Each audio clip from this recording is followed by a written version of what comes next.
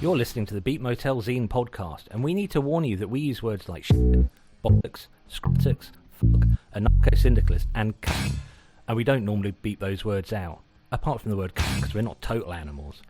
Now, we know as well as you that your children can hear these words on any street in Britain, possibly any street anywhere in the world, but we also appreciate that you may not want to invite these words into your home if you have children or sensitive pets nearby whilst listening to this podcast.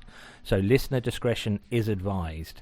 That being said, if your children aren't allergic to hearing words like fuck, shit, buttocks or hind penis, they might learn something from listening to this podcast, although probably not, because the quality of our educational content is quite poor. So there you go, fuckers, buckle in and let's get started. Hind penis. Yeah, hind penis. It's a hind penis. I wanted something that sounded rude, but wasn't all that shocking to sort of slightly leave in the disclaimer there. Fair enough. I guess I should say hello. Welcome to Beat Motel. We're taking a bit of a change in the books this time, and it's a short one, so we're trying to get to the point of things. I'm Sam. With me today is our friend Andrew. Hello. Say hello, Andrew. Thank you. Hello, Andrew. And hello, Andrew. And what's the theme today, Andrew? The theme is bass. How low can you go? In brackets, morally. I just want to point out, I'm afraid the new sign hasn't arrived, so I'm still using the old one there. You can probably hear on the microphone. New microphone, and it's a bit further from your face, so we can see the beautiful features. We don't have time to go into what has happened to your tooth. And Bill will just mention that this is on YouTube as well now, so there is visual gags. No visual knob gags, hopefully, but so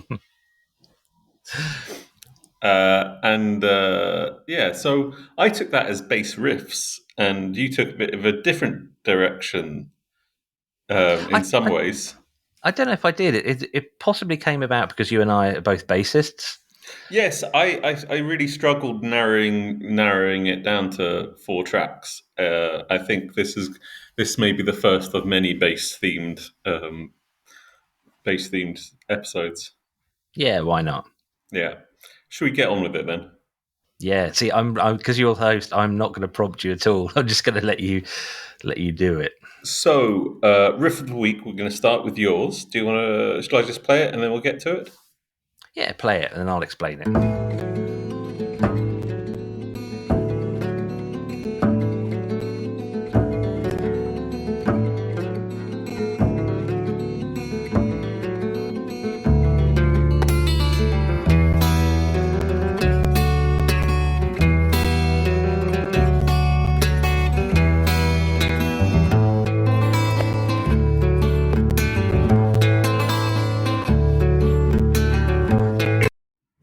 Can I ask, before we get into that, is the bleeps and skipping coming across to you?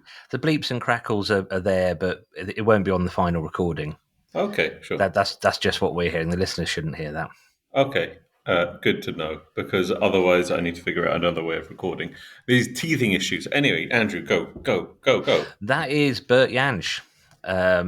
He was in another band called Pentangle, but this is from a solo album of his called, and I know that it sounds so metal, doesn't it? A solo album he did in the 70s called I can't remember what it's called. That track's called interesting name. That track's called Bittern, though, and I chose it because, for one thing, I've been choosing a lot of metal recently for my riff of the week, and I thought the simplicity of that is so wonderful. It is just a double bass, on brand, double bass and guitar, but the way they weave around each other, I just think is really charming. It's got quite a lot of oomph to it for something that Bert Jansch was considered folk. Well, considered folk. He was folk. I don't mean he was folk as in he was human. I want to just say, listeners, this is the earliest in the morning we've recorded a podcast so far. I'm not sure I'm all that with it yet. I do have coffee. Not firing on all cylinders. I was. Your choices this week surprised me, and this was one of those. There was that surprised me, but I've taken the same sort of thing. I've thought that it's sort of I think, yeah, I do lean to metal quite a lot at the time at the moment, which is mostly reflective of that, not my musical taste, but in a way the musical media that I just sort of find myself browsing when I'm bored. Um, and I've sort of decided to challenge myself to not pick so much metal and also sort of try to emphasize other aspects of music I like. And with that, we're going to start with my track of the week, which is this. Hey. Nice.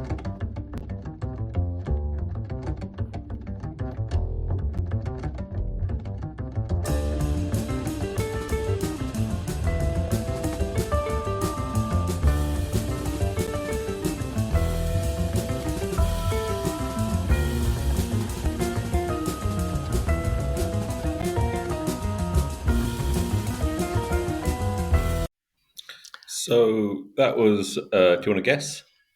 God, fuck knows. It was wonderful though. That was Mary Halverson, who is a Oh New fuck no, I wouldn't York. have got that. Yeah, she's played with musicians you would have heard of. She was in a band with Trevor Dunn, who was the bassist in Melvins for Bit, and also, I mean, who hasn't played a bass in the Melvins for Bit? But he was also in Mr. Bungle, I believe, and a few other sort of those Right. avant-garde. But he's sort of, I think his choice of medium is for his own expression is jazz, and she's an experimental New York jazz guitarist. She's written some. She did an album a few years ago where she got Robert Wyatt to come out of retirement and sing on a few songs, and yeah, she put out an album. I think 2 albums last year. One which is sort of with a more traditional jazz guitar setup, and the other one which is with like a small chamber ensemble. I think it was a chamber pot for some reason. Chamber pot, just her on a small chamber pot, and I was just listening around. I was listening to that music whilst I was hacking away at some work, and it just hit me.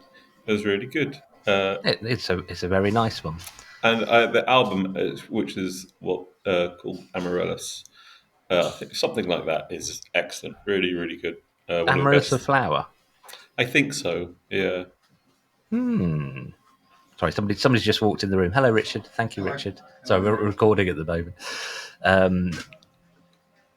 Carry on. You're the host, Sam. Keep it moving. I am the host. No, I know I'm the host, but I also feel rude to interrupt when you're being interrupted and trying to deal with it. You're so polite that you're in Helsinki, I'm in Ipswich, and you don't want to be impolite to the person who can't hear you, who's in the room with me.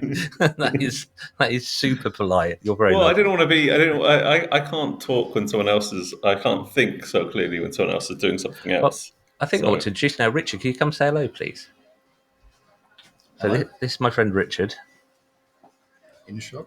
Yeah. So podcast listeners, this is Richard, who was I know you from loads of bands. Dangerous Close was Penny Red. Were you in Penny Red? I was in Penny Red. Yes, you were in Penny Red. Yeah. Yep. And there you go. So that's probably not going to mean so much to anyone who's not watching on YouTube, but that was Richard. Thank you. Okay, so that's our first guest. That's our first guest between you and I. Yes, you've done loads of guests, but anyway, first bass of the week goes to this. Oh, volume's it's funny. I'm really excited because the reason we switched like this is I always knew Sam's choices, so we switched. Oh.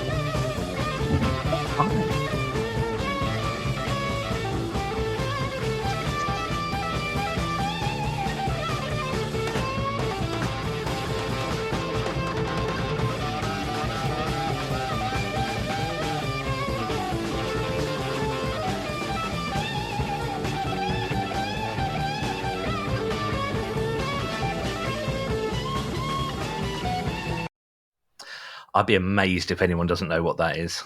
I had no idea. My mum was a big fan of that band. But I am genuinely surprised by that. And she saw them at the. She always, I think she saw them at the Royal Albert Hall. That's where that recording's from. And I'm pretty sure. Well, she saw them at least once, but yeah, and she liked to go on about Ginger Baker. I don't know why. The Ginger Baker documentary is brilliant, but who was that? That was Cream with Crossroads, and I chose it because, for one thing, I think it might be the first song I ever heard that I realised what a bass guitar even was. We're listening to it at Friends of the Family, and my dad, the dad of the family, was a bassist, and my dad put that on when he used to take music to other people's houses back in the 18th century. And he said, "Listen to this bass playing," and I was like, "What's bass playing?" Because obviously on that track, especially that bit, a lot of people would just hear the guitar, and that's really it. It's so dominant. But really, Eric Clapton's guitar there, Eric Clapton, the racist wanker's guitar there, is just doing widdly, widdly, widdly all over the place. But the bass playing there is just bloody wonderful. He's doing a really nice job between going off on his own and then holding it back. He sort of keeps. He sort of goes. He doesn't venture too far from the source, but he does venture from it, and then he just he's sort of locking it all in, and it's quite. Someone said to me that if you want to listen to sort of how to listen to jazz, not said to me, this is a thing I've said before. Adam Needley, who's a YouTube and other really informative, very well read jazz musician or jazz fusion musician, said said in one of the episodes that if you want to sort of understand jazz, listen to the bass first. And that's sort of what he's doing, is that he's holding, with Ginger Baker's driving everything, the bass is holding everything together. And he's doing a really good job of that. It's more, in a way, it's more jazz than it is jazz rock in a way. The other thing that kind of makes it slightly jazzy is that he was also mucking about with the rhythm. Obviously, say Ginger Baker on drums driving it forward. It's Jack Bruce, the bassist. Just in case anyone didn't know, I shouldn't assume everyone would. And there's little bits where and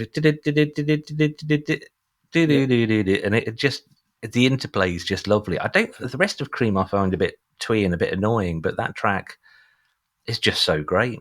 Yeah, it's not their song. It's a I wouldn't say it's a classical song, but it's certainly 1920s or sort of Depression era blues track. Generally, Cream didn't wander that far away from that. But right, so your first choice, I'm quite excited because I've got no idea what it is. No idea at all. Would not have guessed that.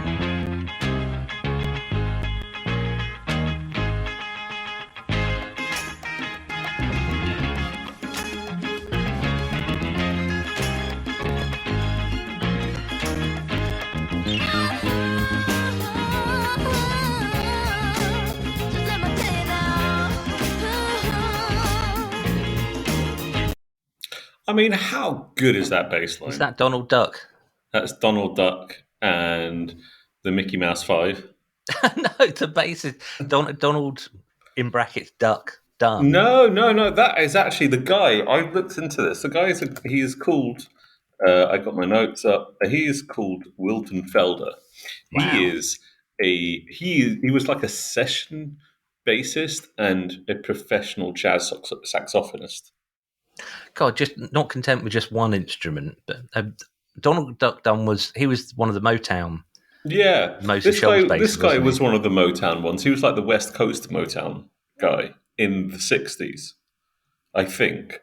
Whereas, but the other one is James Jamerson, and like baseline wise, I was about to go for James Jamerson, but I don't know. When I was in my early 20s, I went and took some bass lessons, precisely for the reason I didn't know you could get bass lessons. Well, yeah, this guy's but I went to get them precisely for the reason that I played a lot of metal, I played a lot of punk and ska, and I knew how to do that. I knew those ideas. Whereas I sort of went to expand my palette, and that was one of the first things that he introduced me to. And it's the timing of it is so precise, and it's not bang. It's not even on the one and. It's the one A and E. So it's like on the point. It's on the point of the half step. That's the same with reggae, isn't it? Yeah, reggae's sort of behind the beat slightly. And it's just such a solid bass line, and I went for classic bass lines because I couldn't. I went for my choice. My way of choosing stuff was bass lines that I sing to myself because I played them so much. Well, that one's brilliant. You picked up a really interesting point that I nearly chose a Duran Duran track. Now, not a fan of Duran Duran, not a fan of Jackson 5 or Michael Jackson, really, although growing up in the 80s, it was hard to avoid. You could buy that Bad album, you could buy anywhere. They literally sold it. Newsagents, it went far beyond record shops. Anyone who had a place that could take money would try and sell that. But Duran Duran, I've realised recently, the bass playing on a lot of Duran Duran tracks is phenomenally good. Just really, really good. And in my head, I've just put the connection together between a band that we're going to play later on and Duran Duran's bass playing style. I can't remember the guy's name. Let's call him Bobby Bass. But I would like to say I grew up on Michael Jackson, and I have a deep, deep love for mostly 60s Motown stuff. I just think, and also the bass player, James Jameson, was such an amazing musician. It's said that they were all jazz musicians. They all just sort of on the off hours, they all just went down and made some more money playing jazz. And also that's what they sort of like to do. But it was said, it was sort of the idea, apparently the idea was that when everybody was given their music, James Jameson could read it so quickly that he used to play practical jokes on everybody else whilst they were trying to get together with their own charts. No one likes the bassist playing jokes. No, because but he was so good. Anyway, next track, because we're on a time limit. Oh, yeah, this is a short...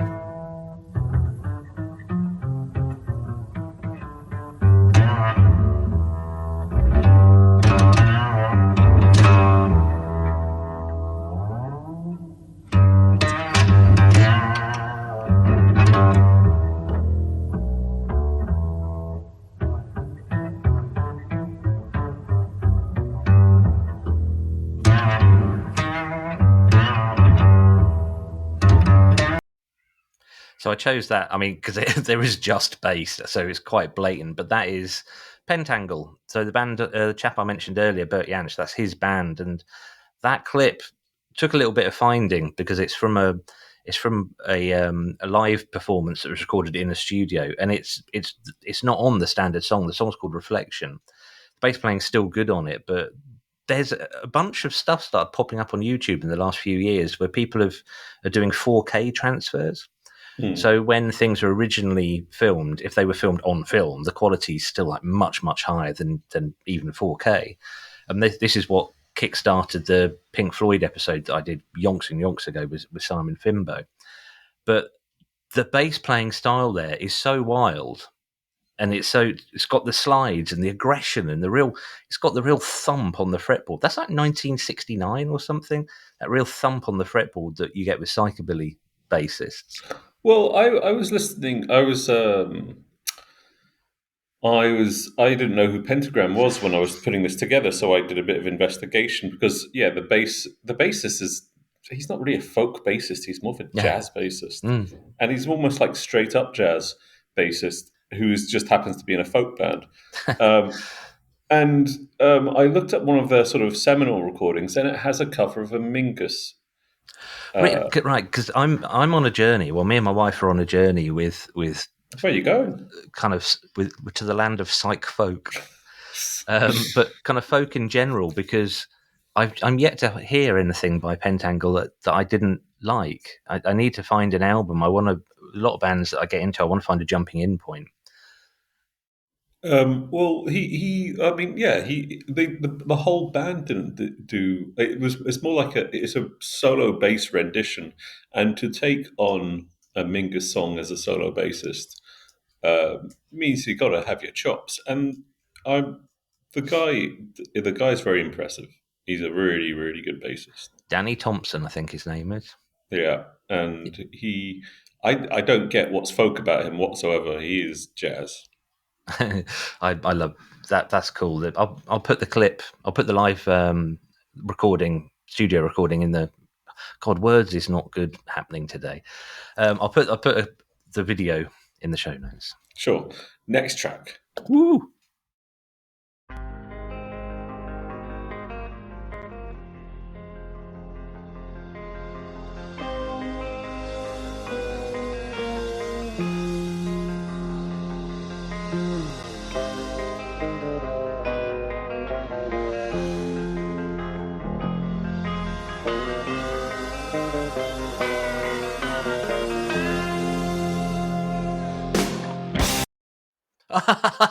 What a cut! that was beautifully done, Sam. I really like that. Listener, I'm normally the one who does what we call the clipping, to getting the tracks together. But that's wonderful. Just getting that douche. Yeah. So, who was that? Can you guess? Rush is about as close as I can get. No, Guns N' Roses. No, I wouldn't know. Wouldn't know at all. Guns N' Roses, the track is My Michelle, and it's from the first album, which is one of the greatest debut albums by any band ever. Use Your Illusion. No, it's not Use Your Illusion. That's what am I doing? Lies was first. Appetite for Destruction. That's not their first album. No, it's not. Well, no, I'm not going to argue with you. I know nothing about Guns N' Roses apart from the fact I lost a girlfriend once because I told her Slash was shit. Oh, well, you were wrong. And what's the bassist called? Duff McKagan, I think, is a completely underrated musician. I think he gives Guns N' Roses its actually unique chord sensibility because I've heard solo albums of his, and he plays actually through that whole album. He plays really nice melodic lines and they're a lot of fun to play. And I just love that intro, sort of like. He's playing a lead line basically with a bass, and then you have that growl when he hits that. Oh yeah, that's lovely. The little low note, and it just sort of like you have this gentle sort of intro, and then you just have that like this is the aggression that is just hinted at. That's going to hit you in a second, and it's just really, really nicely done. The most eloquent and appealing description of anything to do with Guns N' Roses I've ever heard. He was committing what a younger me would have thought of as a bass crime during that. He had a bit of chorus and a bit of flanger on it, which was such an 80s thing. And I considered it a crime against bass humanity until I got into or heard some early, Magazine? Who was the bassist of Magazine? I don't know. Oh, shit, I'm going to have to look it up. But Barry something. I'm going to look it up. Barry Gibbons. Barry, don't, because I'll go, yeah, probably. But Magazine, so the band that was formed after, it was like a splinter of the Buzzcocks. And I got given a copy of Barry Adamson. Barry Adams, oh, fuck's sake. Barry Adamson was the bassist. And he uses that sort of slimy, flangery thing. But his solo album's really, really, really good. Really brilliant. In fact, if you like some of the current Six Music hot stuff, like the son of the guy who did Hit Me With Your Rhythm Stick. This is terrible. Ian Jury's son. Baxter Jury. If you like Baxter Jury stuff, which I do, I think it's really interesting music. Then yeah, the Barry Adamson album solo stuff's well worth looking up. So there you go. That's the longest conversation anyone's ever had around bass flanger. Bass flanger, that's true. Because, it is a mostly very rarely used thing. Next thing, talking about a flanging bassist. Come on.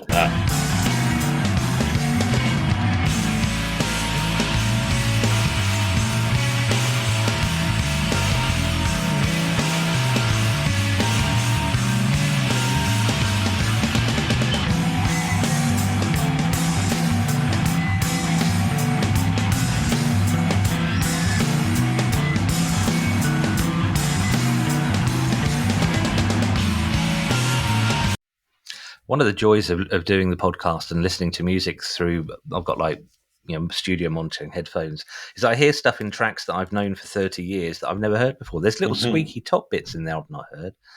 And that was Blur with Won't Do It, which was one of the B-sides of the remix of There's No Other Way. Because sometimes a single would be released and the record label would release a remix for single version. In fact, that's the only time I can think of it ever happening. But Alex James, the Tory cheesemaker, his bass playing on that is, I based all my bass playing pretty much on that track when I first started, and I couldn't play like that for shit.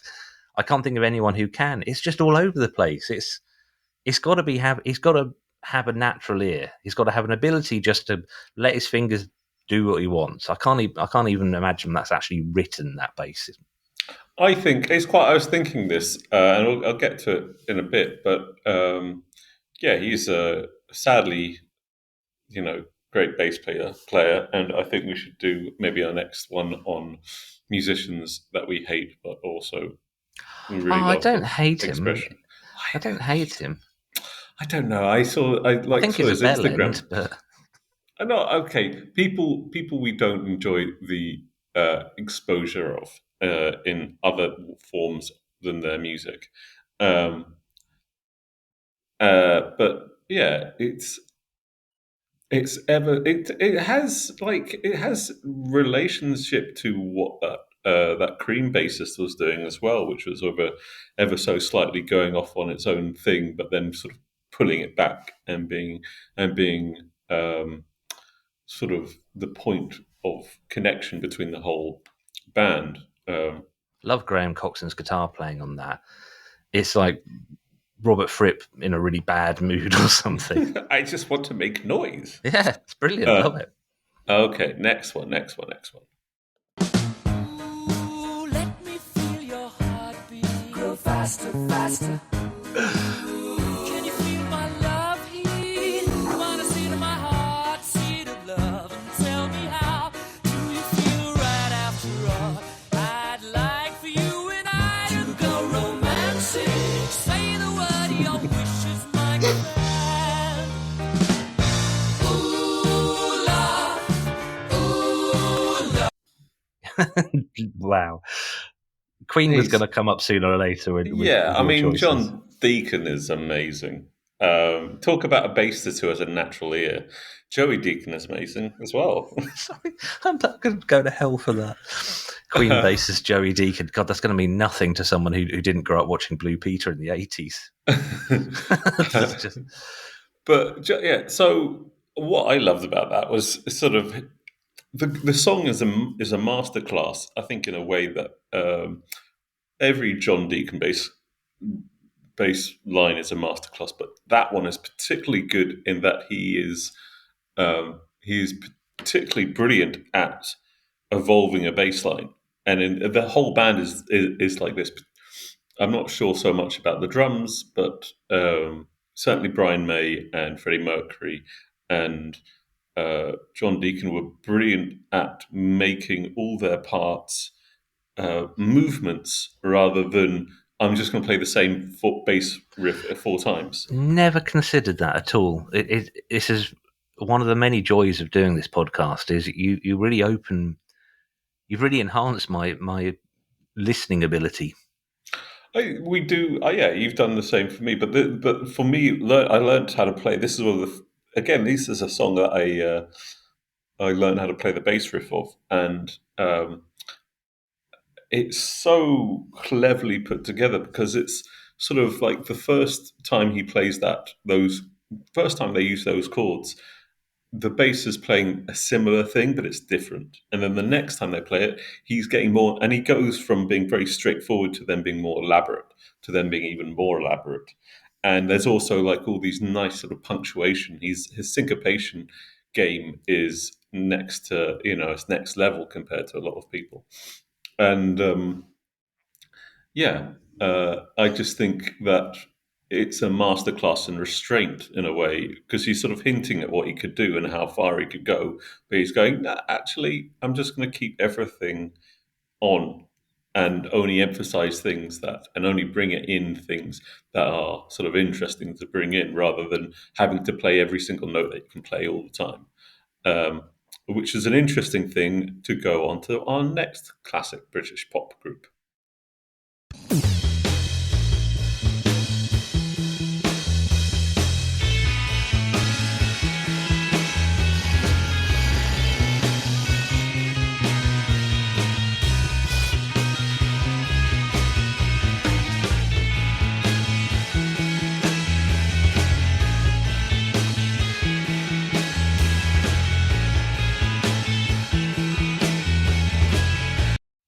I mean, listening to things in 30 seconds just allows you to get to a detail that you might otherwise skip. Thanks for recording your snot, Mr. Rotten.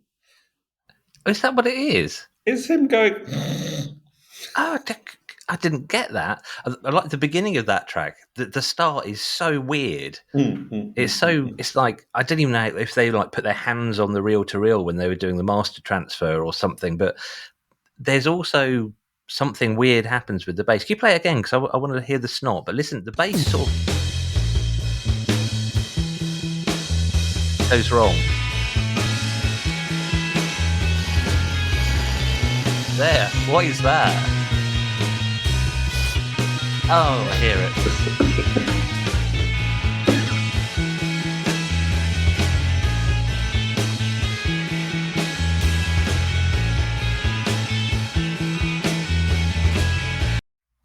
Yeah, I hear it all now. Sam, you're right. Sam's having a coughing fit here.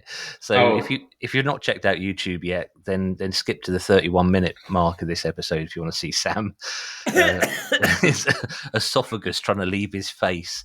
Try not to drink water down the wrong hole.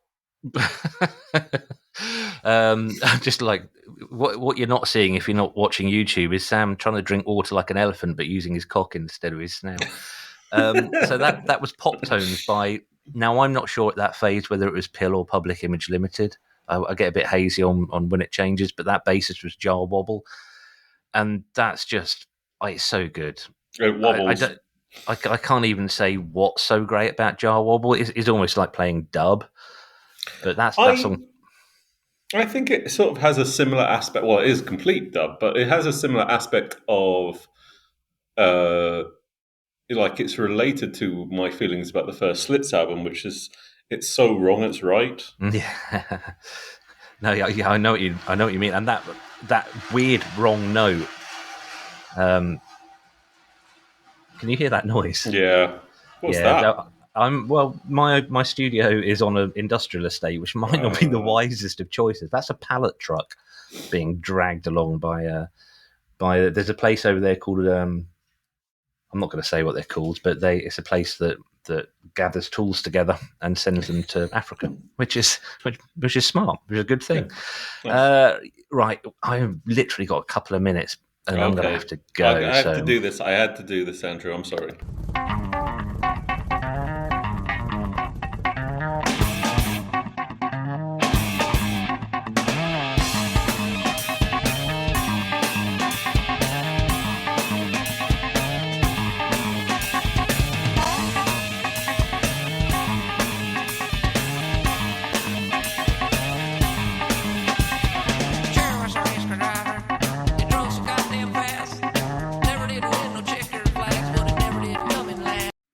I was so tempted.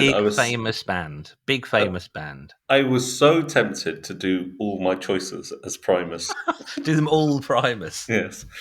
I had to pull myself back because otherwise it would have worked for a short episode, actually. It would have worked really well. Here's Primus again. God, that's almost like a joke from Airplane, that is. You know, I'd like some light reading. Right, was he like famous straight tennis players or something like that? You know, the shortest episode, Queen's best hip hop. just nothing. I suppose Under Pressure, possibly. Yeah, so that was Primus, and what nonsense was that? That was Jerry. Jerry was a racecar driver, and that album has sold over 1 million copies in the US alone. Can you get how weird is that? Can you get like Stockholm syndrome with bands? Like you hate it so much, and then you hear it so many times, it starts to sound familiar, and you start to enjoy it. Well, that's what I feel like about Queen's 80s, most of the Queen 80s output, but I've heard it so much I start to really love it.